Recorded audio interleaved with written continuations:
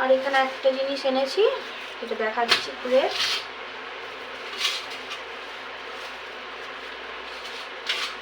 প্লাস্টিকটা কি শক্ত, অনেক দিন ধরে খাওয়ার ইচ্ছা হচ্ছিল। গিলে মেটে যে গলা আছে, আমরা মাংসর থেকে এইগুলোই ভালো খাই। তো সবগুলো এইভাবে কেটে নেব, নিয়ে কাটা হয়ে গিয়ে আপনাদের দেখাচ্ছি। বন্ধুরা আমার কাটা হয়ে গিয়েছে, এটা দেখুন সুন্দর করে ছোট্ট ছোট্ট করে কেটে নিয়েছি, এই যে এরকম সাইজ করে। তো এটা ধুয়ে নিয়ে আমি রান্নাটা বসাবো, আর রান্নাটা বসিয়ে আপনাদের দেখাবো কেমনভাবে রান্না করছি। বন্ধুরা আমার গ্যাসটা শেষ হয়ে গিয়েছে, ওই জন্য এই জনতা স্টোভে রান্না হচ্ছে। তো এখন আমি দিয়ে দেবো সর্ষের তেল কড়াইয়ের মধ্যে। একটু বেশি পরিমাণে তেল দিতে হয় গিলে মেটে রান্না করতে গেলে। আমরা গিলে মেটেটা কীভাবে রান্না করি এখন আপনাদের দেখাবো। তেলের ওপর একটু নুন ছড়িয়ে দিলাম, একটু হলুদের গুঁড়ো দিয়ে দিলাম, ছোট ছোট করে কেটে রাখা আলুগুলো দিয়ে দিলাম। আলুটা ভালো করে ভেজে লাল করে তুলে নেব। ভাজা আলুগুলো কড়াই থেকে তুলে নিয়েছি। এবার দিয়ে দিচ্ছি গোটা গরম মশলা, তারপরে দেবো কুচানো পেঁয়াজ আর লঙ্কা। পেঁয়াজ লঙ্কাটা ভালো করে লাল করে ভেজে নেব। পেঁয়াজটা লাল করে ভাজা হয়ে গেছে, এবার আদা রসুনটা দিয়ে দেবো। রসুনটা দিয়ে ভালো করে আদা রসুনটা পেঁয়াজের সাথে লাল করে নেব। আদা রসুনটা ভাজা হয়ে গেছে, এবার দিয়ে দেবো টমেটো। এরপরে দেবো হলুদ গুঁড়ো, লঙ্কার গুঁড়ো দেবো, দেবো একটু ধনিয়ার গুঁড়ো, তারপরে দেবো চিকেন মশলা, তারপরে ওপর দিয়ে দেবো একটু নুন,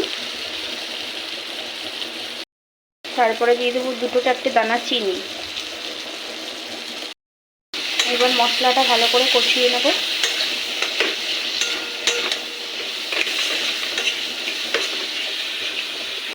এইবারে গিলে মেটেটা দিয়ে দেবো।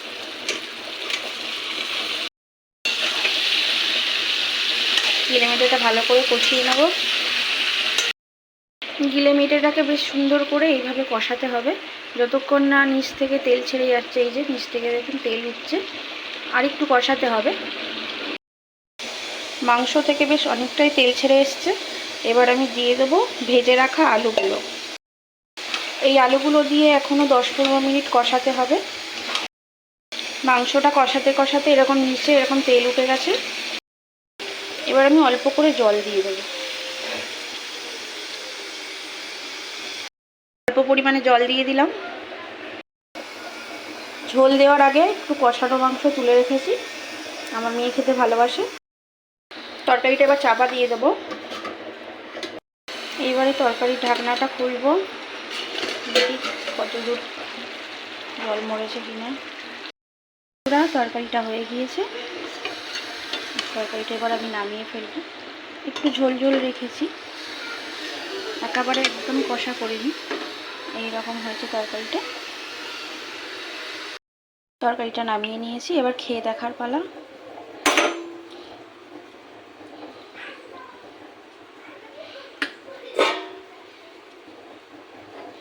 খেয়ে দেখবো কেমন হয়েছে। কে কে গিলে মেটে খেতে ভালোবাসো আমার বাড়ি চলে এসো। একটু গ্রেভি নিয়ে নেব।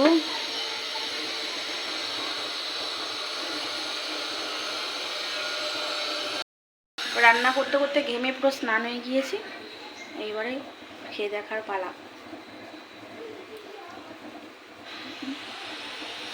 গরম